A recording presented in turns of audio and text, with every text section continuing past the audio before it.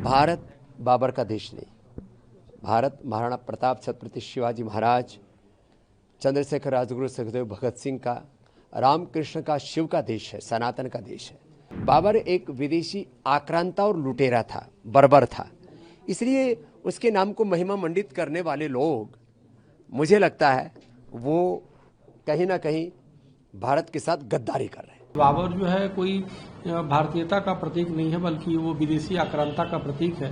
तो ये लड़ाई हिंदू मुस्लिम नहीं, बल्कि विदेशी आक्रांता वर्सेज भारतीयता की है। विदेशी आक्रांता के नाम पे मस्जिद का नींव रखा गया, इससे बड़ा दुर्भाग्य कुछ नहीं होगा। ये पूरे बंगाल ही नहीं बल्कि पूरे देश के लिए दुर्भाग्यपूर्ण है। मैंने सुना है कि उसका फाउंडेशन किया गया है, स्टोन रखा गया है।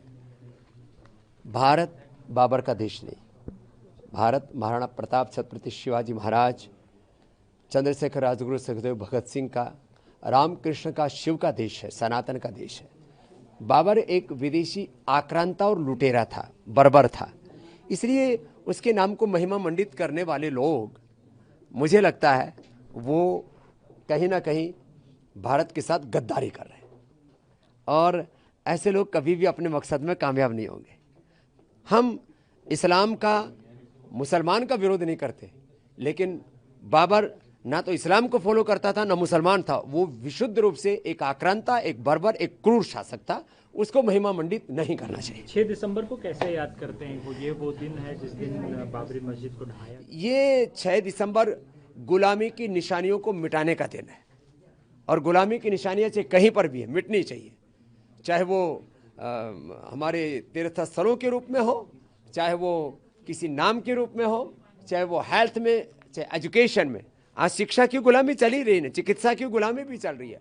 तो सभी प्रकार की गुलामी की निशानी और गुलामी की मानसिकता से पाने का ये वक्त है। और मैं आश्वस्त हूँ, भारत के लोग अब जागरूक हो गए हैं, किसी विदेशी क्रूर आक्रांता को महिमा मंडित नहीं होने देंगे। बंगाल में जो भी हो रहा है यह बड़ा दुर्भाग्यपूर्ण है। बाबर के नाम पे जो मस्जिद का ढांचा तैयार किया जा रहा है और नींव रखा गया है, ये आज अति दुर्भाग्यपूर्ण है। क्योंकि एक तरफ बाबर जो है कोई भारतीयता का प्रतीक नहीं है, बल्कि वो विदेशी आक्रांता का प्रतीक है। तो ये लड़ाई हिंदू मुस्लिम नहीं, बल्कि विदेशी आक्रांता वर्सेज भारतीयता की है।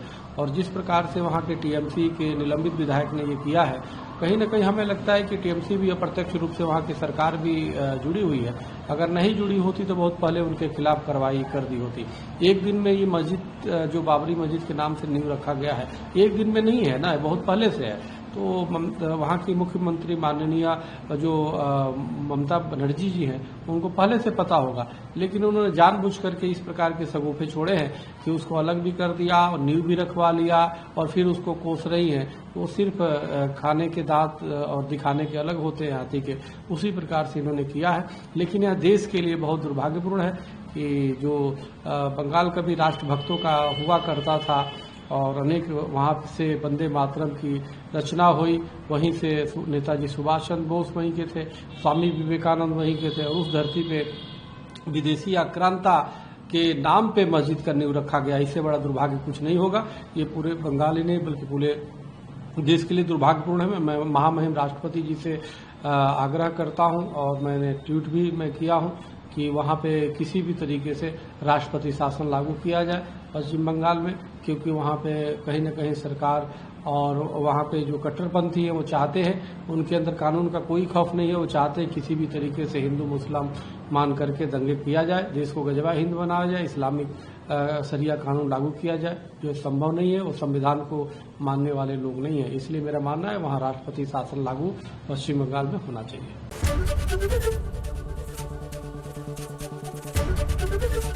एबीपी गंगा, खबर आपकी, जुबान आपकी।